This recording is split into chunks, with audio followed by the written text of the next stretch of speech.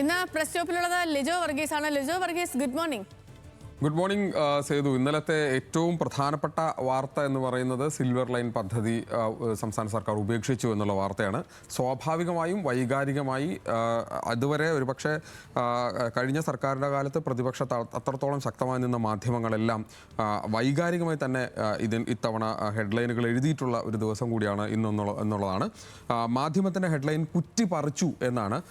കേരയിൽ വരില്ല, വിജ്ഞാപനം റദ്ദാക്കി, കേസുകൾ പിൻവലിക്കാൻ കോടതിയിൽ ശുപാർശ സമർപ്പിക്കും, ശരീരഭാഷ മാറും കേട്ടോ എന്നാണ് അതിനൊരു വി ആർ രാകേഷിൻ്റെ ഒരു കാർട്ടൂൺ കൂടിയുണ്ട്. തൻ്റെ ശരീരഭാഷയ്ക്ക് വീട്ടിൽ നിന്ന് പോലും വിമർശനമുണ്ടായെന്ന് എം വി ഗോവിന്ദൻ്റെ പ്രസ്താവന കൂടി ചേർത്ത് വെച്ചുകൊണ്ട് ഈ ശരീരഭാഷ മാറും എന്നുള്ള കാര്യം പറയുകയാണ് മാധ്യമം ഇന്ന് ഒന്നാമത്തെ പേജിൽ ഏറ്റവും പ്രധാനപ്പെട്ട വാർത്ത.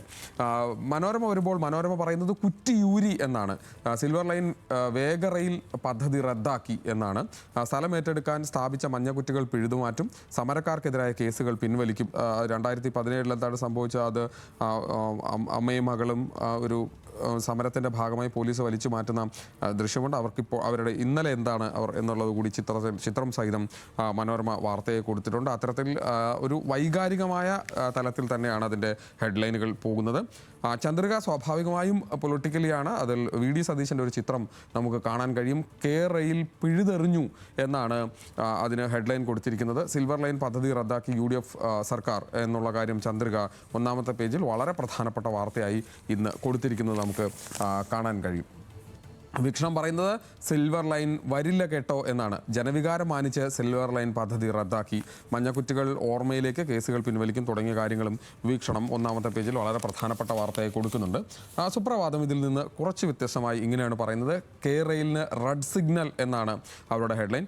സിൽവർ ലൈൻ പദ്ധതി റദ്ദാക്കി, മഞ്ഞക്കുറ്റികൾ നീക്കം ചെയ്യും, പ്രതിഷേധക്കാർക്കെതിരെയുള്ള കേസുകൾ പിൻവലിക്കും തുടങ്ങിയ കാര്യങ്ങൾ കൂടി പറയുമ്പോൾ പോലും അതിൻ്റെ ഹെഡ്ലൈനിൽ ഒരു റെഡ് സിഗ്നൽ ആണ്, അതായത് ഒരു വേഗപാതയ്ക്ക് റെഡ് സിഗ്നൽ ഉണ്ടായി എന്നുള്ള കാര്യമാണ് സുപ്രഭാതം പറഞ്ഞു വെക്കാൻ ശ്രമിക്കുന്നത്. ഇന്നലെ ഉണ്ടായ മറ്റൊരു സംഭവം അത് ഈ എറണാകുളത്ത് തന്നെയാണ്. അവിടെ ഉണ്ടായിട്ടുള്ള പ്രശ്നങ്ങൾ സംബന്ധിച്ച കാര്യമാണ്. എറണാകുളത്ത് മലയിടം തുരുത്തിൽ ഇന്നലെ ഉണ്ടായ ഉന്നതി കുടിയൊഴിപ്പിക്കൽ ഉണ്ടായ സമയത്ത് പോലീസിൻ്റെ അതിക്രമം ഉണ്ടായെന്നാണ് ജനയുഗം റിപ്പോർട്ട് ചെയ്യുന്നത്. ജലപീരങ്കി പ്രയോഗിച്ചു, വയോധികരടക്കം നിരവധി പേർക്ക് പരിക്ക് എന്നുള്ള കാര്യം ജനയുഗം ഒന്നാം പേജിൽ തന്നെ വളരെ പ്രധാനപ്പെട്ട വാർത്തയായി റിപ്പോർട്ട് ചെയ്യുന്നുണ്ട്. ദേശാഭിമാനി കുറെ കൂടി കടുപ്പിച്ചാണ് ആ വാർത്ത ഇന്ന് റിപ്പോർട്ട് ചെയ്യുന്നത്. അത് മൂന്നാം നാൾ ദളിത് വേട്ട എന്നാണ്. പട്ടികജാതി ഉന്നതിയിൽ കുടിയൊഴിപ്പിക്കൽ, പ്രതിഷേധിച്ച ജനക്കൂട്ടത്തിന് നേരെ ജലപീരങ്കി, സ്ത്രീകളെ ചവിട്ടി വീഴ്ത്തി ലാത്തികൊണ്ട് തലക്കടിച്ചു, വീണവരെ ബൂട്ട് കൊണ്ട് ചവിട്ടി, കുട്ടികളെയും വെറുതെ വിട്ടില്ല എന്നാണ്. അതിൽ തന്നെ പല സ്ത്രീകളുടെയും അവർ കണ്ണീർ പൊഴിച്ചു നിൽക്കുന്ന ചിത്രം കൂടി ചേർത്ത് വെച്ചുകൊണ്ടാണ് ദളിത് വേട്ട എന്ന് ദേശാഭിമാനി ഒന്നാമത്തെ പേജിൽ വളരെ പ്രധാനപ്പെട്ട വാർത്തയായി ഇന്ന് വാർത്ത റിപ്പോർട്ട് ചെയ്യുന്നത്. മറ്റു പത്രങ്ങളിൽ അത്രത്തോളം പ്രാധാന്യത്തോടു കൂടി ആ വാർത്ത റിപ്പോർട്ട് ചെയ്യപ്പെട്ടിട്ടില്ല എന്നുള്ളതും നമുക്ക് കാണാൻ കഴിയുന്ന ഒന്നാണ്. അതിനുശേഷം മാതൃഭൂമിയിലേക്ക് വരുമ്പോൾ അത് ഇന്ന് ഇപ്പോൾ സർക്കാർ ഇന്ന് MLA-മാർ സത്യപ്രതിജ്ഞ ചെയ്യാൻ പോകുന്നു. ആ സമയത്ത് എങ്ങനെയാണ് വകുപ്പ് വിഭജനം നടന്നത് എന്ന സംബന്ധിച്ചാണ്. ഹൈക്കമാൻഡ് ഇടപെട്ടു, അനിലിന് റവന്യൂ, സണ്ണിക്ക് വൈദ്യുതി എന്നാണ്. അവസാന നിമിഷം മന്ത്രിമാരുടെ പേരുകൾ മാറി മറിഞ്ഞതുപോലെ വകുപ്പ് നിശ്ചയിച്ചതിലും മറിമായം. KPCC പ്രസിഡന്റ് സണ്ണി ജോസഫിന് നിശ്ചയിച്ചിരുന്ന റവന്യൂ വകുപ്പ് വർക്കിംഗ് പ്രസിഡന്റ് AP അനിൽകുമാറിന് കൈമാറി. അനിൽകുമാറിന് നിശ്ചയിച്ചിരുന്ന വൈദ്യുതി സണ്ണി ജോസഫിനും കിട്ടി എന്നാണ് ഫിഷറീസ് ലീഗിന് തന്നെയെന്നും മാതൃഭൂമി ഒന്നാമത്തെ പേജിൽ ആ വാർത്ത ഇന്ന് റിപ്പോർട്ട് ചെയ്യുന്നുണ്ട്. ദേശാഭിമാനി ആ വാർത്ത തന്നെ പറയുന്നത് വകുപ്പ് വിഭജനത്തിൽ കോൺഗ്രസിലും അതൃപ്തി എന്നാണ്. ഫിഷറീസ് മുസ്ലിം ലീഗിന് തന്നെ.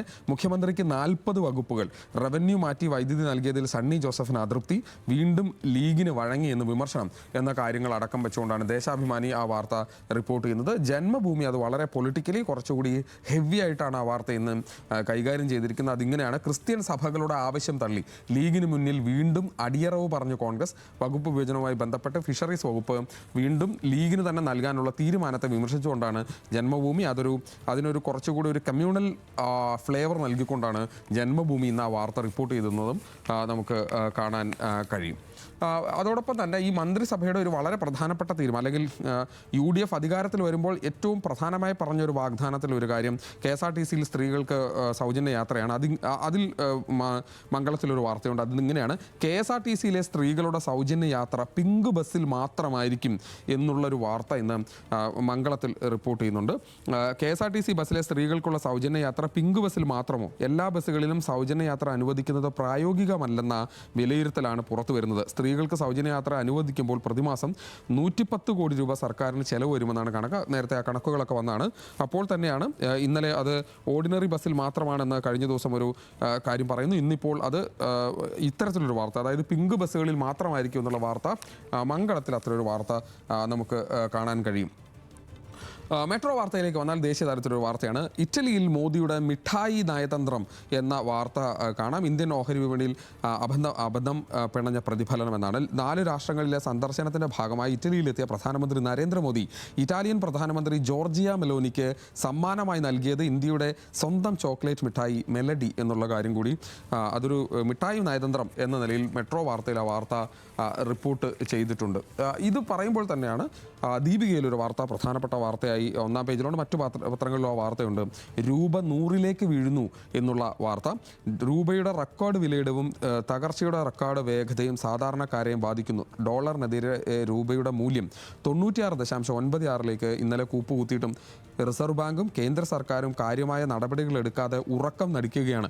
ഡോളറിനെതിരെ 100 രൂപ എന്ന നിലയിലേക്ക് തകർന്നു വീഴാൻ ഇനി വൈകില്ല എന്നതാണ് ആശങ്ക എന്നുള്ള കാര്യമാണ്.